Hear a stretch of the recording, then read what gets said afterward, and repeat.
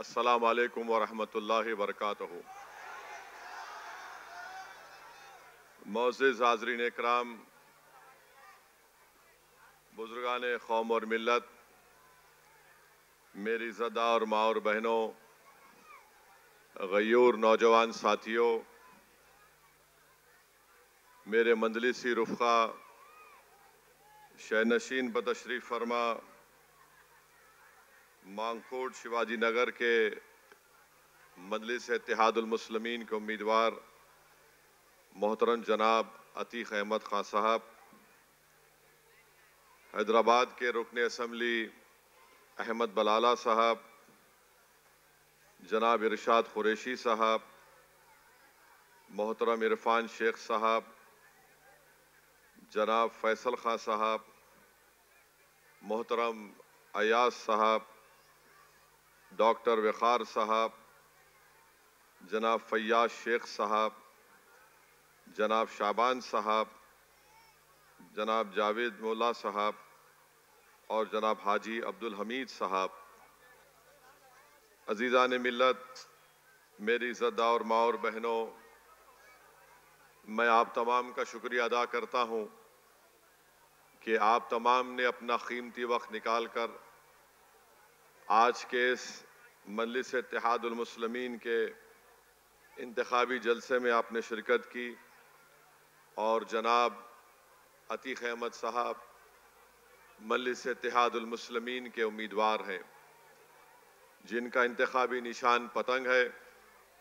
मेरी आप तमाम से अपील है कि 20 नवंबर के दिन आप अपना एक एक वोट मजलिस इत्तेहादुल मुस्लिमीन के हक़ में इस्तेमाल करके इस विधानसभा से आप अपने एक नए आमदार को MLA को मुंतखब करिए, ताकि इस विधानसभा में जो आपकी तकालीफ है, मसाइल है, जुल्म जो हो रहा है, जो यहाँ पर ड्रग्स एक बहुत बड़ा मसला बन चुका है हमारी नौजवान नस्लों के लिए, इन तमाम चीज़ों के खात्मे के लिए और गोवंडी के एक रोशन मुस्तकबिल के लिए मेरी आप तमाम बुज़ुर्गों से, माँ और बहनों से, गयूर नौजवानों से अपील है कि आप एक बदलाव लेकर आइए और पतंग के निशान पर बटन दबाकर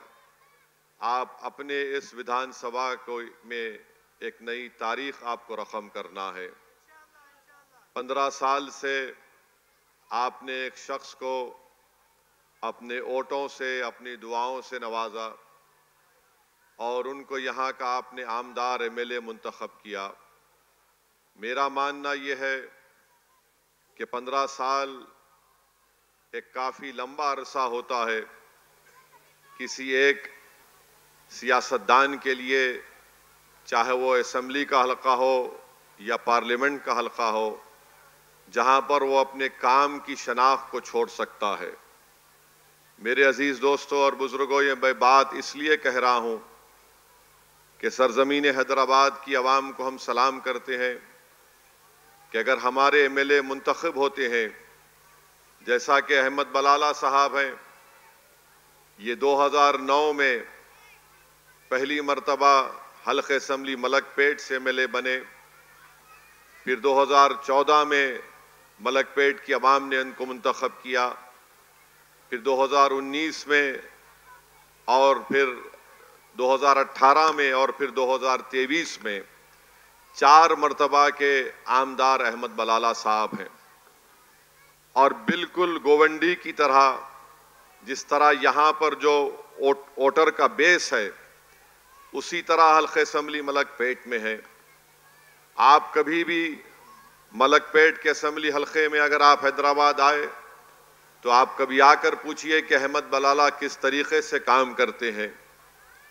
वहाँ पर अहमद बलाला गरीबों के लिए बिला लिहाज मज़हब मिल्लत उनको गैस का सिलेंडर और एक गैस का चूल्हा देते हैं।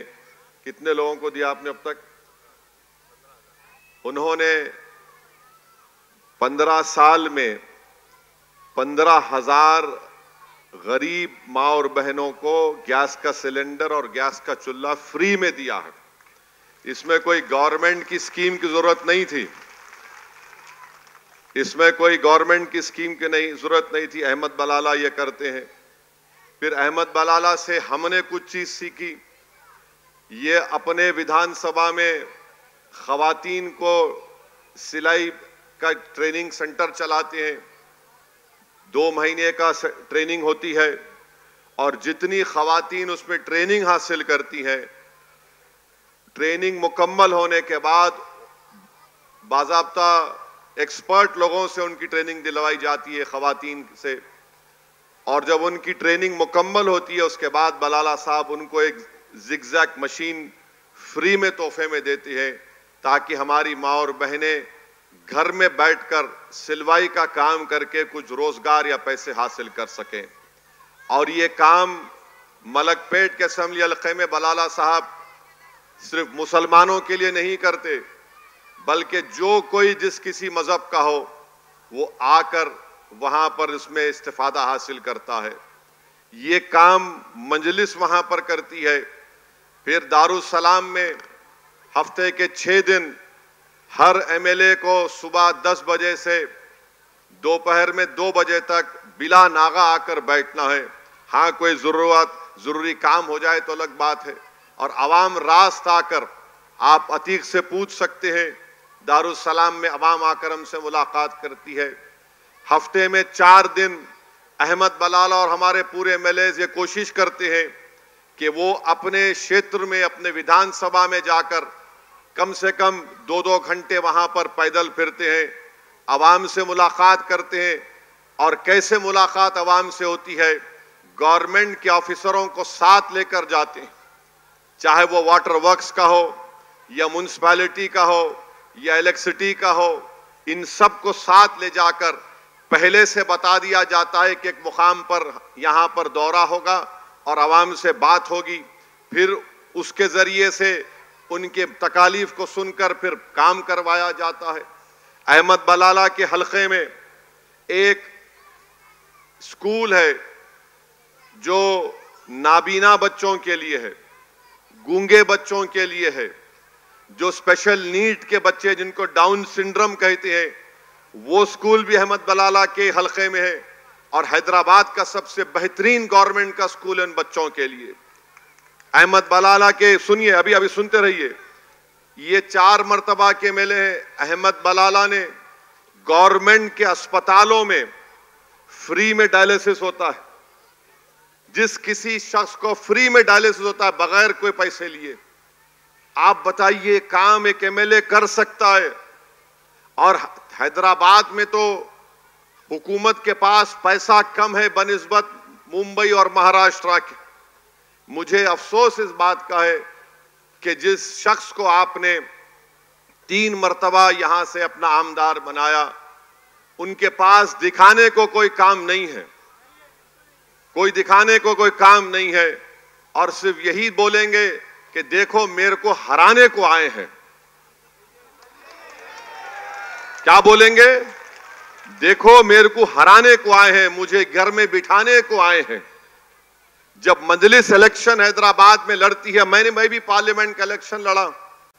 अभी हालिया पार्लियामेंट के इलेक्शन में बीजेपी ने किसी को उम्मीदवार बना दिया था, वो बड़ी मशहूर हुई। तो जब वो बीजेपी का कैंपेन शुरू हुआ तो बीजेपी के जितने बड़े बड़े नेता रहते हैं हैदराबाद में, वो बोले कि मजलिस को हराना नामुमकिन है। इसलिए नामुमकिन है क्योंकि जो कोई भी ओवैसी या मजलिस के एमएलए के पास जाता, ये लोग उसका काम करते, ये नहीं देखते कि वो बीजेपी का है, हिंदू है, मुसलमान है, फुला है। जो हमारे पास आता, हम उसका काम करवाने की पूरी कोशिश करते उसके लिए। ये एक तरीका है मजलिस इत्तेहादुल मुस्लिमीन के काम करने का, इसीलिए हम इलेक्शन जीतते। मगर ये जो यहां पर जो साहब हैं और हमारे जो मुखालिफ हैं, वो समझते हैं कि नहीं ये दोनों भाई खड़े होकर जज्बाती तकरीर करते, हिंदू मुस्लिम करके जीत जाते। अवाम इतनी पागल नहीं है। अवाम बाशऊर है, बाखबर है, और जो कोई भी अवाम को बेवकूफ समझता है, अवाम उसको 20 तारीख के दिन हराएगी इंशाअल्लाह ताला। और फिर और सुनिए एक मिनट, और फिर अहमद बलाला के असेंबली हल्के में सबसे बड़ी जेल है, उस जेल में अहमद बलाला रमजान में इफ्तार पहुंचाते हैं। क्या करना है, इफ्तार पहुंचाते हैं। कई लोग आते बोले जाओ इफ्तार खिला के आओ उन गरीब जो लोग जेल में हैं। ऐसे कई डेवलपमेंट के स्कीम्स हैं जो हम यहां पर कर सकते, गवर्नमेंट में बहुत है, मगर 15 साल का एक लंबा अरसा गुजर चुका है। तो मेरी आपसे अदबन गुजारिश है कि जब आप 20 तारीख को वोट डालने जाएंगे तो आप बड़ी सोच समझ कर अपने वोट का इस्तेमाल करिए। पूरे मुल्क में एक सबसे बड़ा चैलेंज जो इस देश के लिए बन चुका है वो ड्रग्स का मसला बना हुआ है और उस मसले को रोकना है। मगर अफसोस इस बात का है कि इस जहर को, इस दीमक को रोकने के बजाय मुझे यह बताया गया कि लोग उस दीमक को प्रमोट कर रहे हैं। बल्कि मुझे किसी ने एक बताया कि एक वीडियो है जहां पर उनके ही दफ्तर में बैठकर पाउडर मार रहे हैं लोग। आप बताइए कैसे होगा ये? नहीं, आप बताइए कैसे होगा ये?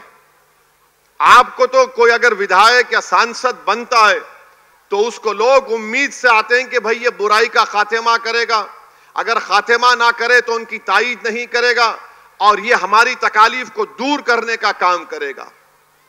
अब आप यहां पर मुझे बताया गया, अतीक बता रहे थे कि कब्रिस्तान की जगह कोई बिल्डर को दे दी गई और अतीक को कोर्ट से लड़कर उसको रुकाना पड़ा। ये बात सच है नहीं है? अब आप लोग जिंदा हैं या आप खबर में सो रहे हैं? बताइए। आप जिंदा हैं ना? तो जो शख्स खबर में सो रहे उनको नहीं बख्श रहा, तुमको क्या बख्शेगा? बताओ फिर।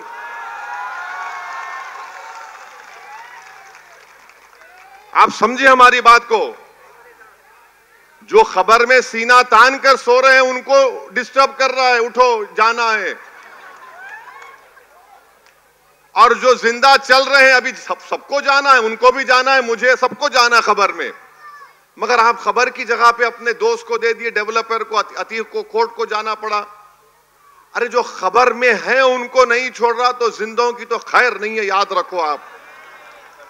ये इसीलिए मैं मजाक में नहीं कह रहा हूं, बड़ी सीरियस तरीके से कह रहा हूं। इसीलिए 20 तारीख को आपको अपना एक एक वोट, यहां से बीजेपी की कामयाबी को अगर रोकना है तो अतीक को अपना नया आमदार बनाइए आप इंशाअल्लाह ताला। अतीक को अपना नया आमदार बनाइए। और ये लोग बहुत बोलेंगे। अब मेरा आज भाषण हुआ तो उसके बाद कल से ये लोग शुरू कर देंगे, समाजवादी के लोग, ये ओवैसी वोट काटने आया, ये जहां भी जाता वोट काट देता है, वो जीत जाते, फुला पार्टी जीत जाती। आज से 3 दिन पहले औरंगाबाद में एक मशहूर जर्नलिस्ट साहब आए थे, मेरा इंटरव्यू किया। उन्होंने मुझसे सवाल किया, मैंने कहा बिल्कुल सच है, अमेरिका में असदुद्दीन ओवैसी ने कमला हैरिस को हरा के ट्रंप को जिता दिया। मैं ही किया, मैं बोल रहा हूं ना, मैं ही किया, मेरे को जाने की जरूरत नहीं थी, मैं ऐसा पढ़ के फूंक दिया वहां पे, तो लोग बोले कोर्ट काट दो। अरे आप बताइए, मैं एक सियासत पे पॉलिटिकल सियासी पार्टी हूं, अगर मैं इलेक्शन नहीं लड़ूंगा तो क्या करूंगा मैं? तो अब हमारे इस जलसे के बाद कल से हजरत इबलीस के एजेंट शुरू हो जाएंगे। तो आप डरना घबराना नहीं, आप उनको इतना ही बोलना कि हम आयतल कुर्सी पढ़ के फूकेंगे सब पे, उन्हें जाएगा वापिस। आप बताइए कि 15 साल में आपने कुछ नहीं किया। 15 साल में से आपने क्या काम किया बताओ जनता को, आप बताओ। मैं हैदराबाद का 5वीं मर्तबा का एमपी हूं। जब मैं जाता हूं जनता के दरमियान में बोलता हूं कि देखो मैंने पार्लियामेंट में इतने सवालात किए, 2023 का बेहतरीन पार्लियामेंटेरियन का अवार्ड मुझे महाराष्ट्र का एक लोकमत अखबार ने बुलाकर मुझे दिया दिल्ली में। मैं कोई एहसान नहीं किया मैंने, क्योंकि मैं जानता हूं कि जो जनता सुबह उठकर पोलिंग बूथ को जाकर वोट डालती है, और खास तौर से हमारी मां और बहनों को लाखों सलाम, बेचारे सुबह उठते भी हैं और हजरते शोहर को कुछ पेट में डाल के भूखे पोलिंग बूथ को जाकर एक एक घंटा ठहर कर वोट डालकर आती है। और उन गरीबों की कुर्बानियों की वजह से हम जीतते इलेक्शन। एक तो अल्लाह का फजलो करम और नबी करीम सल्लल्लाहु अलैहि वसल्लम का सदका, अहले बैत की दुआएं, और इन गरीबों का वो कुर्बानी। उस पोलिंग के दिन कितना लोग भागते एक नेता के लिए। वो नौजवान भूखा रहता, 2-2 दिन का भूखा रहता, सोता भी नहीं, जागते रहता कि मेरा भाई जीत जाए, मेरा भाई जीत जाए, भूखा फिरते रहता। और जब जीतने के बाद अगर वो एमएलए या एमपी उनको भूल जाता है, तो इससे बड़ा गुनाह और क्या हो सकता है, बताइए आप। कोविड का जब दौर था, कोविड में कोई काम किया यहां पर? अतीक, कुछ कोविड में काम हुआ था यहां पर? इतराओ तुम, अभी खोलना पड़ेगा। कोविड में कुछ काम हुआ था? कुछ नहीं, खिचड़ी घोटाला किया था। क्या खिचड़ी घोटाला हुआ था? बीएमसी ने खिचड़ी बनाने के लिए पैसा दी थी। हाँ। और पर पैकेट 35 रुपए 40 रुपए देती थी। हाँ। 12 रुपए की खिचड़ी ऐसे बनाते थे, लोग ले जाके कचरे में फेंक देते। अच्छा, खिचड़ी भी खा लिए। मजलिस ने क्या किया कोविड में, बताता हूं मैं आपको। हमने 1000 सिलेंडर गरीबों में मुफ्त बांटते थे, 1000 सिलेंडर। और जो कोविड का पेशेंट होता था, वो हिंदू मुसलमान कुछ नहीं, फोन करके बोलते थे। हमारे मजलिस के मेंबर अपनी गाड़ियों में सिलेंडर ले जाकर देते थे उसको। बलाला साहब भी मलकपेट में किए, दवाएं नहीं थी, अस्पतालों में बेड दिलाते थे। मेरे भाई, अगर कोई ईमानदारी से काम करे ना, एमएलए एमपी बनकर, मुझे इस बात का यकीन है कि दुनिया में क्या होता नहीं मालूम, अगर कोई ईमानदारी से 20% भी काम करे, तो यकीनन जब हम खबर में जाएंगे, अल्लाह खबर में भी, और उस दिन जब सब जमा किए जाएंगे, उसका अल्लाह अजर देता है।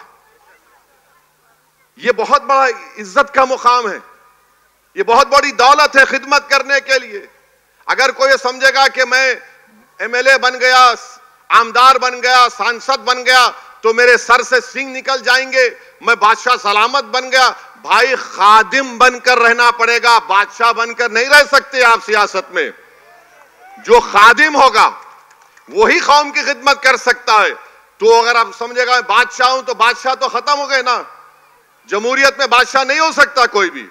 नरेंद्र मोदी अपने आप को बादशाह समझे, अवाम ने उनको नीचे ला लिया, अब और नीचे जाएंगे इंशाअल्लाह ताला वो। तो मेरी आप तमाम से गुजारिश है कि 20 तारीख के दिन आप अपना एक एक वोट मजलिस इत्तेहादुल मुस्लिमीन के उम्मीदवार अतीक साहब के हक में इस्तेमाल करें, उनको कामयाब करें। अब दूसरी बात यह है कि आप क्यों वोट दें मजलिस को। एक तरफ तो ये उद्धव ठाकरे की क्या है, महाविकास है, अगाड़ी है, क्या है वो, अगाड़ी बोलते हैं, हाँ। दूसरी तरफ शिंदे फडणवीस का महायुति है उनकी। अब आप मेरे को बताइए, उद्धव ठाकरे जब ये एमएलए थे, यहां के मौजूदा एमएलए विधानसभा में मौजूद थे, उद्धव ठाकरे ने खड़े होकर यह बयान दिया एसएम महाराष्ट्र की विधानसभा में कि हमारे पार्टी के ही मेंबर्स ने 6 दिसंबर के दिन बाबरी मस्जिद को तोड़ा और हमको इसका फख्र है। तो अगर ये उस कॉम्बिनेशन में है, तो उद्धव ठाकरे को लाओ ना तुम प्यारे, यहां पकड़ के लाओ ना उद्धव ठाकरे को, लाके ये बात बोलो गोवंडी में। क्योंकि तुम तो बोल रहे हमारी सरकार आ रही, हम इतना देंगे, 3000 देंगे। वो शिंदे बोल रहा कि मैं 1500 दिया। जो आपको पैसे दे रहे लो, आप छोड़ना नहीं, लो उसका लेके क्योंकि ये इनके बाप की दौलत नहीं है, ये आपसे लूटी भी दौलत है। याद रखो मेरी बात को,